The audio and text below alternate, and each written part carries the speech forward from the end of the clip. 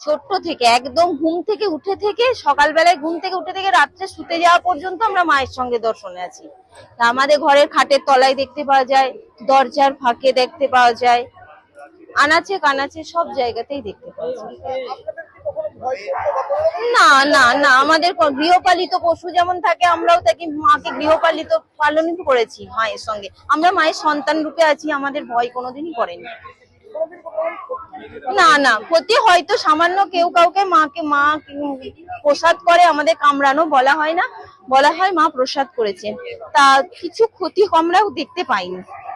প্রচন্ড আনন্দে কাটাই, যেমন বাঙালির বড় উৎসব দুর্গাপুজো, সেরকম আমাদেরও বড় উৎসব দুর্গাপুজো, কিন্তু আমরা আবার এই পুজোটাকে আমাদের গোটা গায়ের রক্ষাকর্তা হিসেবে মাকে পালন করি, তো আমরা অধীর আগ্রহে বসে থাকি যে আমাদের আবার পরের বছরের পুজোটা আরো ভালোভাবে নতুন ভাবে হোক। আমরা সকলেই জানি এখানে এই কয়েকটি গ্রামে মা ঝঙ্কেশ্বরী এখানে জীবন্ত হিসাবে আমাদের দেখা দেয়। তা বহু বছর পূর্বে থেকেই এখানে ধুমধামের সঙ্গে এই অনুষ্ঠান অনুষ্ঠিত হয়। আমি এসেছি এখানে পুজো দিতে, পুজো দিয়ে এসে মায়ের কাছে এই প্রার্থনাই করলাম, মা সারা মঙ্গলকোটবাসীকে সুস্থ এবং শান্তি রাখুক এবং মঙ্গলকোটে যাতে অগ্রগতি হয়, মায়ের কাছে সেই আশীর্বাদ আমি চাইলাম। বর্ধমান জেলার পূর্ব বর্ধমান জেলার এই 4টি গ্রামে যেখানে বিষধর কেউটের সাথে মানুষের সহাবস্থান, এটি একটা সুন্দর সংরক্ষণের পদ্ধতি আর কি। আমরা একটা ধর্মীয় আবেগের উপর নির্ভর করে একটা প্রজাতির সংরক্ষণ, এটা খুব সুন্দরভাবে আমরা এই 4টি গ্রামে দেখতে পাই, যেখানে একটি বিষধর সাপ হওয়া সত্ত্বেও তাকে কেউ সাপ বলা হয় না, এটা সব থেকে বড় ব্যাপার। এই যে 4টে গ্রামের মানুষের এত ভক্তি, এত রেসপেক্ট, এই যে একটা প্রজাতির প্রতি তাদের সম্মান, এই সম্মানটাই এই প্রজাতির সঙ্গে এই মানুষের এই সুন্দর সহাবস্থান তৈরি করার মূলে। এছাড়াও আরো 3টে গ্রামে এই পূজা হয়, কিন্তু সেখানে সেই ভক্তিটা না থাকার জন্য, সেই পরিস্থিতিটা না হওয়ার জন্য সেখানে কোনো ওই সাপ মানুষের সহাবস্থানটা দেখতে পাওয়া যায় না।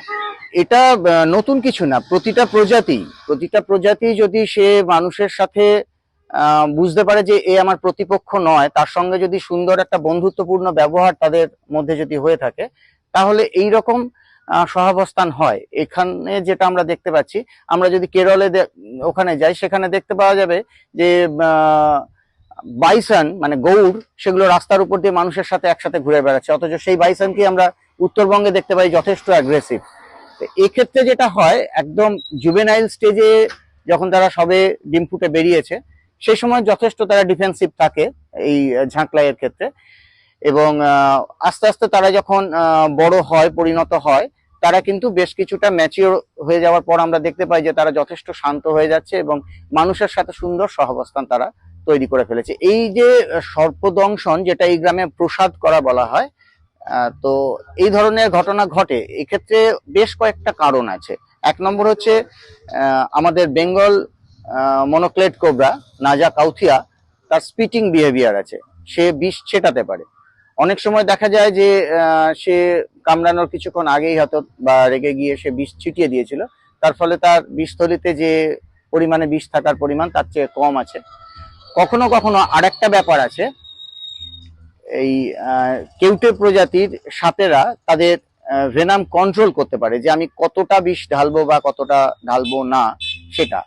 আর সর্বোপরি মানুষ তো সাপের খাদ্য নয়, সে হয়তো আতঙ্কিত হয়ে বা আত্মরক্ষার স্বার্থে সে হয়তো দংশন করে, তো সেক্ষেত্রে সব ক্ষেত্রেই যে সে ভেনাম ইনজেক্ট করে তা নয়।